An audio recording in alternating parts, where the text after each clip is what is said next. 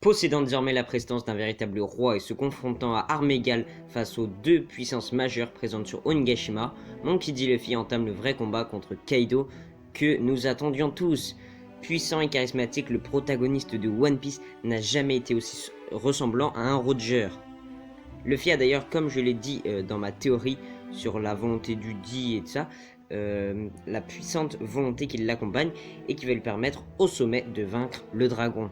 Que ce soit Shanks, Oden, Barbe Blanche, Roger ou même Shebeck, Luffy détient la clé et l'empereur qui a dominé un monde affaibli durant un peu moins de 20 ans va tomber. Car cette fois-ci, c'est face à la nouvelle génération qu'il s'oppose. Et comme Oden Kozuki l'a dit dans son journal, c'est cette génération-là qui triomphera sur le monde et apportera la liberté tant attendue. Parce que c'est le vainqueur de ce combat qui sera le plus proche du One Piece et parce que Luffy est apte à vaincre Kaido, bienvenue dans l'analyse du chapitre 1001 de One Piece. Générique.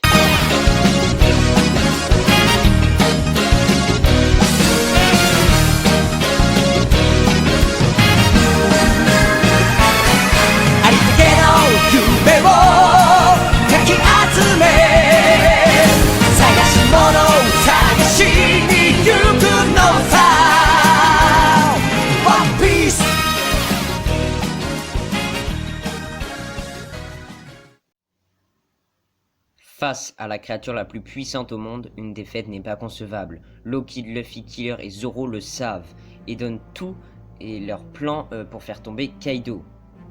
Mais il ne faut pas oublier qu'Oda a dit que Kaido ne tomberait pas dans un combat par la force, étant là où il est le plus fort. Il faudra donc réfléchir et se demander comment faire tomber l'empereur invincible dans une bataille où il est le plus puissant en force brute. Eh bien c'est Roronoa Zoro possédant déjà Enma qui affrontera Kaido pour le fatiguer au maximum avant que Luffy le termine d'une puissante attaque. Car le seul traumatisme de Kaido est bien sa cicatrice, lui rappelant qu'il ne trouvera pas d'autre samouraï aussi fort qu'Oden. Eh bien Zoro est désormais capable de toucher l'empereur, ce qui validerait pas mal de mes théories concernant le sabreur de l'équipage au chapeau de paille. Zoro met d'ailleurs son bandana, ce qui confirme qu'il souhaite passer aux choses sérieuses. Et le fait qu'il dit vouloir améliorer Enma confirme le fait que le digne héritier de la famille Shimotsuki, trancheur de dragon et de la volonté d'Oden, Kozuki, à travers son sabre Enma, va découper l'empereur aussi violemment qu'il y a si longtemps dans la forêt d'Udon. De belles attaques nous sont offertes par Eiichiro Oda, qui nous donne un combat que seuls des fanarts auraient pu illustrer jusqu'à aujourd'hui, car tout le monde attendait ce genre de combat entre Luffy et Kaido, un peu fanservice mais très surprenant. Il se passe beaucoup de choses et beaucoup de combats dans ce chapitre entre le Raimei Hake de Kaido qui fonctionne de nouveau sur Luffy et qui blesse le porteur du chapeau de paille, mais pour montrer le progrès de Luffy, Oda souligne le fait qu'il a cette fois failli éviter le coup de Kaido, comme quoi l'entraînement de Yogoro le Fleuri lui aura servi. Mais Luffy, Law et Kid vont être vite dépassés par la robustesse et l'endurance de la créature, s'étant d'ailleurs changé en dragon, soit pour affronter avec sa vraie force les gamins de la Pierre Génération. Je pense donc qu'à l'instar de One Piece Stampede, les 5 supernovas vont être à terre face à Kaido. Zoro va alors éveiller Enma et nous sortir le grand jeu, car pour la première fois de l'entrée des Mugiwara dans le Nouveau Monde, il sera en difficulté et blessera Kaido, avec la seule arme l'ayant déjà blessé. Law utilisera quant à lui la chirurgie de jouvence comme je l'ai dit dans une de mes théories sur la mort de Law, et il sauvera Luffy d'une possible mort.